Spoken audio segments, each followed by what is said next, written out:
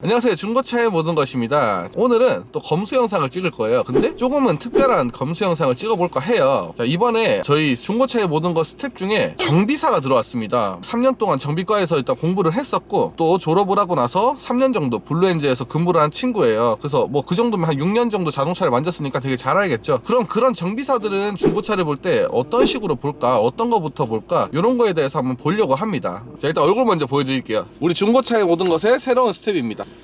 안녕하세요. 너무 착하게 생겼죠? 자, 아무튼 레이를 검수하러 가보겠습니다.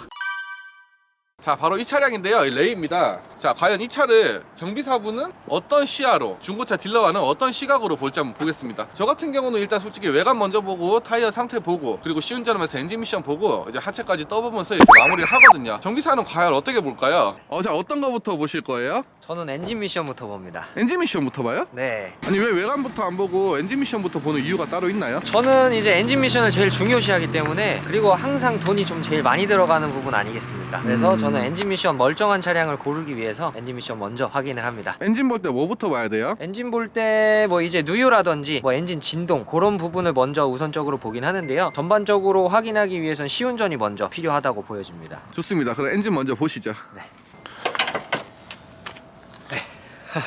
자, 보통 이제 구입자분들 보면 예를 들어서 지금 보는 게 어떤 건지 다 모른단 말이에요. 네. 그럼 여기서 어떤 걸 먼저 봐야 돼요? 일단은 지금 이쪽에 보시면 이게 발전기고요.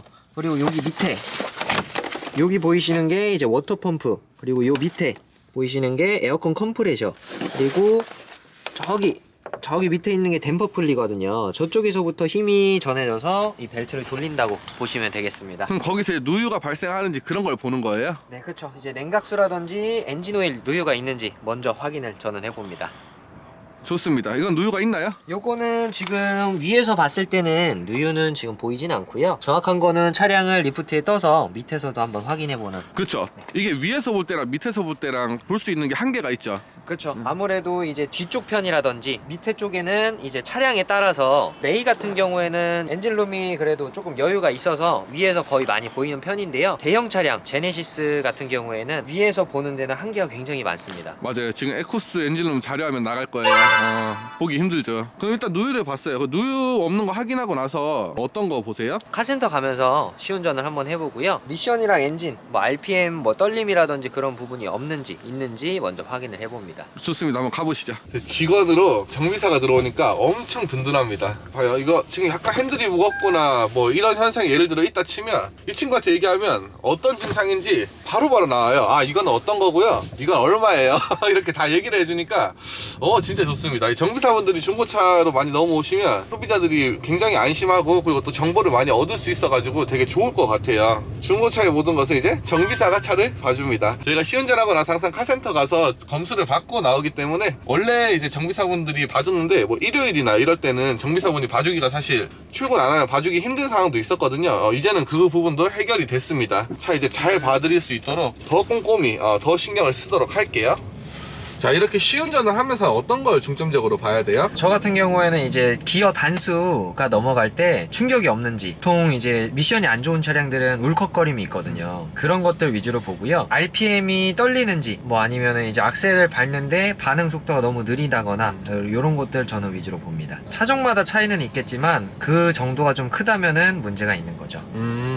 예를 들어서 RPM이 좀 불안정한 경우, 특히나 겨울철 되면 그런 차들이 많더라고요. 그런 건 뭐 때문에 그런 거예요? 일단 가솔린 차량 같은 경우에는 스로틀 바디라고 악셀레이터를 밟으시면 이제 밸브가 열리는 장치가 하나 있는데요.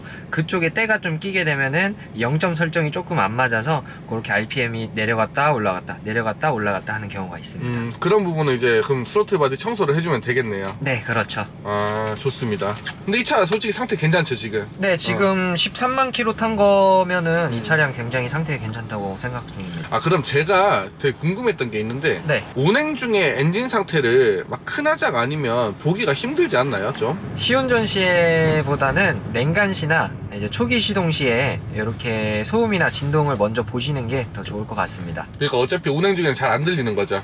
그렇죠. 일반인 분들은 느끼시기가 굉장히 어려우실 거예요. 이렇게 하체를 볼 때는 어떤 거부터 봐야 돼요? 저는 보통 이제 크로스 멤버라고 하는데요. 그쪽에서부터 나오는 로어암 그리고 뭐 활대링크 그런 부식류부터 하체는 그렇게 보기 시작됩니다. 그게 뭐예요? 하체 부품이라는 거죠. 항상 영상을 찍을 때는 구독자분들이 알아듣기 쉽게 얘기를 해야 돼요. 알겠습니다. 예, 뭐 스테빌라이저 이런 거 모릅니다. 예. 고무 부식류 먼저 보시면 됩니다. 아, 좋습니다. 사실 일반인 분들이 와서 뭐 그 마모가 심하고 이런 걸 보기가 좀 힘들지 않나요? 그렇긴 하죠. 좀 전문 지식을 갖추신 분이랑 같이 동행하시는 게 좋을 것 같습니다.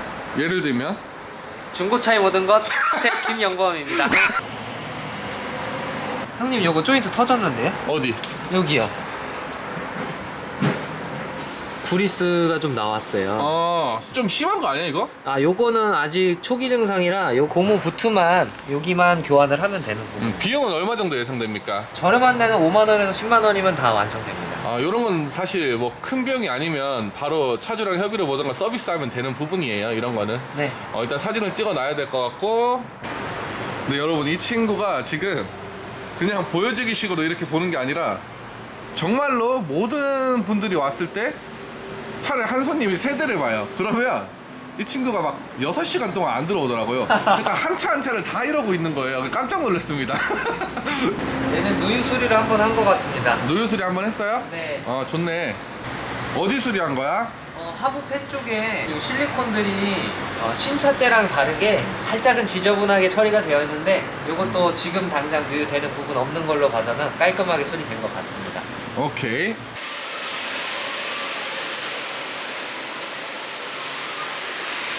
네. 이 차는 어떤 거 같아요? 연식 킬로미터 수 대비 굉장히 양호한 상태라고 저는 생각합니다. 아까 말씀드렸던 조인트, 드라이브 샤프트 같은 경우에는 고무 부트만 다시 교환하는 작업을 하면 될 것 같습니다. 아, 좋습니다.